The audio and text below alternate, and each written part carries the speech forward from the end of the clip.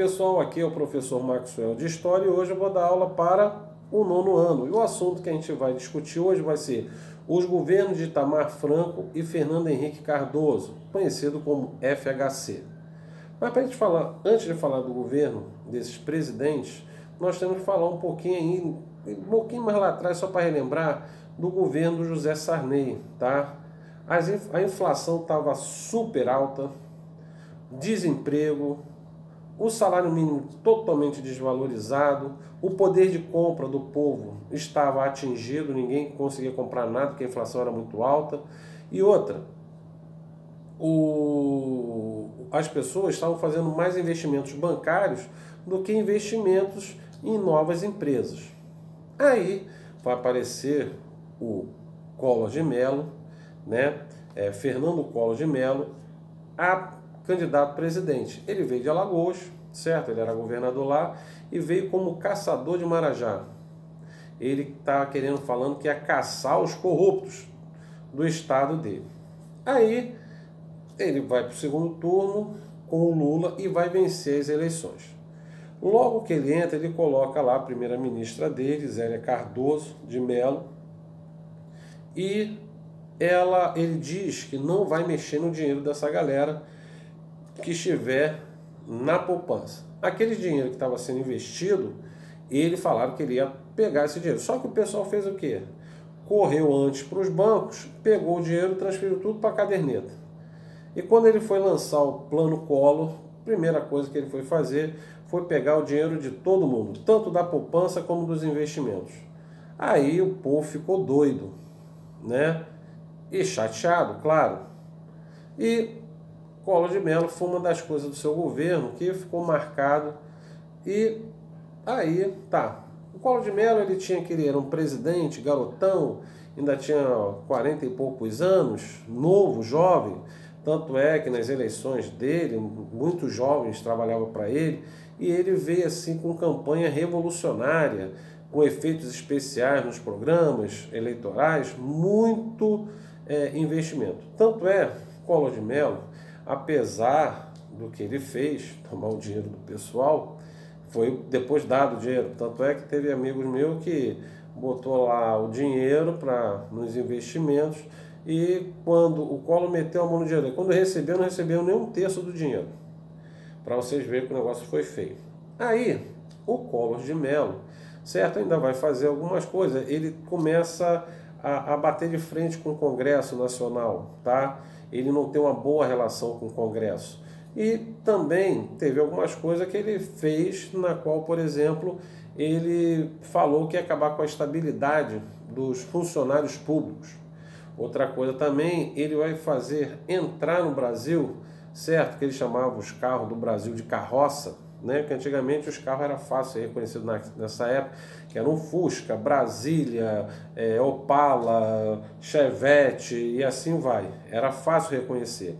E ele falava que esses carros eram verdadeiras carroças. Teve pessoas que ficam meio chateadas, mas num certo lado ele tinha até razão. Então ele abriu a porta para as novas tecnologias entrar no Brasil.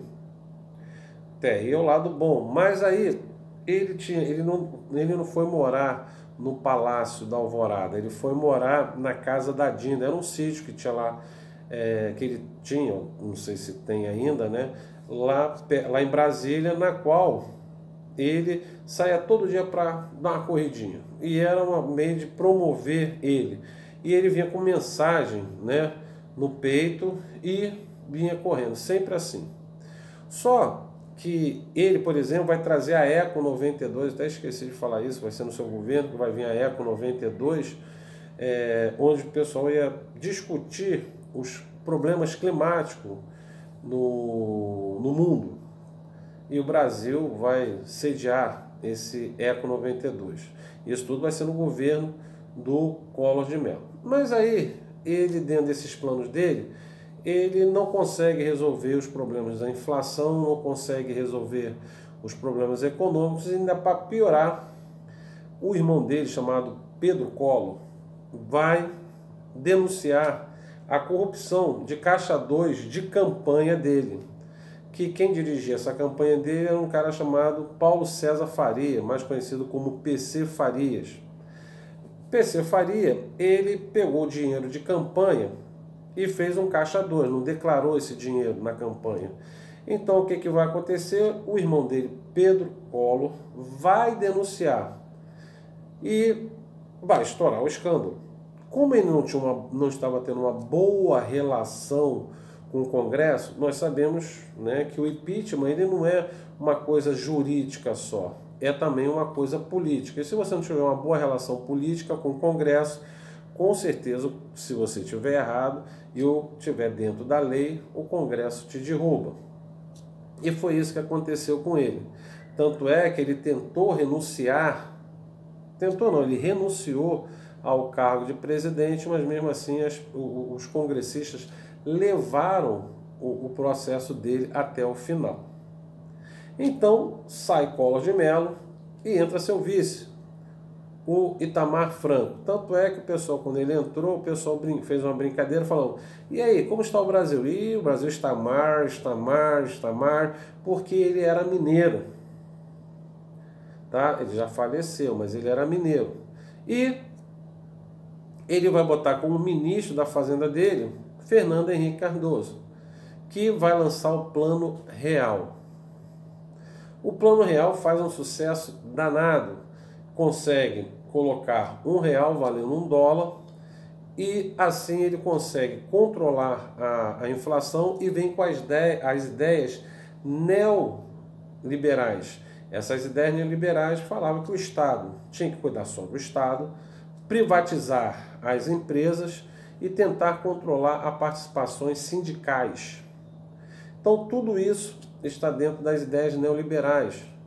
E Fernando Henrique começa a vender as empresas estatais brasileiras. E com isso ele consegue controlar, nesses 2 anos de governo Itamar Franco, consegue domar a inflação e o povo começa a ter aquele poder de compra novamente. Aí vem as eleições de 94 para 95, né? Ele é eleito presidente, tá? No primeiro turno, o único presidente até hoje conseguiu se eleger 2 vezes e diretamente. Então, Fernando Henrique Cardoso ele se elege presidente e mantém o Plano Real aí caminhando muito bonitinho. Só que quando vai ter, ele coloca lá para o Congresso a proposta de emenda constitucional da reeleição para o poder executivo, tanto presidente, governador e prefeitos. Então ele vem candidato de novo e ganha no primeiro turno. E quando Fernando Henrique Cardoso ganha, só que começa a vir os problemas do governo, entre eles problemas, por exemplo, de energia, tá? Por causa de problemas climáticos, o Brasil começa a produzir pouca energia, chega até ter apagão, né? E ele ameaça fazer apagão e começa na televisão fazer campanha para como o povo pode, né, economizar energia. Incrível que pareça, o povão comprou a ideia para economizar essa energia. E também no governo do Fernando Henrique ele perdeu um pouco o controle, aí começou a vir a inflação, o dólar começou a subir, e aí já desestabilizando o governo dele, ele não consegue eleger o seu sucessor, tá? E quem vai ser eleito agora, que era José Serra, apoiado pelo Collor, pelo Fernando Henrique Cardoso, e vem o Lula na outra chapa. E o Lula ganha a presidência da República depois de 3 eleições sem ele ganhar nada como presidente. E aí começa uma nova era. E o Fernando Henrique sai e nunca mais, nem incrível que pareça, não voltou a nenhum cargo político. Tá? Hoje, Fernando Henrique Cardoso, ele é só professor, ele dá aula universitária nas universidades aí. Ele também é escritor, palestrante e de vez em quando ele aparece na mídia aí falando ou criticando aí algumas coisas que os governos às vezes fazem, tá? Que ele não concorda, é claro. Pessoal, Então, espero que vocês tenham entendido aí essa parte aí do Itamar Franco e do Fernando Henrique Cardoso. Gostaria que vocês fizessem aí os exercícios desta página, tá? Que depois a gente vai corrigir, tá bom? Pessoal, por aqui eu fico e desejo uma boa semana para vocês e continuem aí, ó.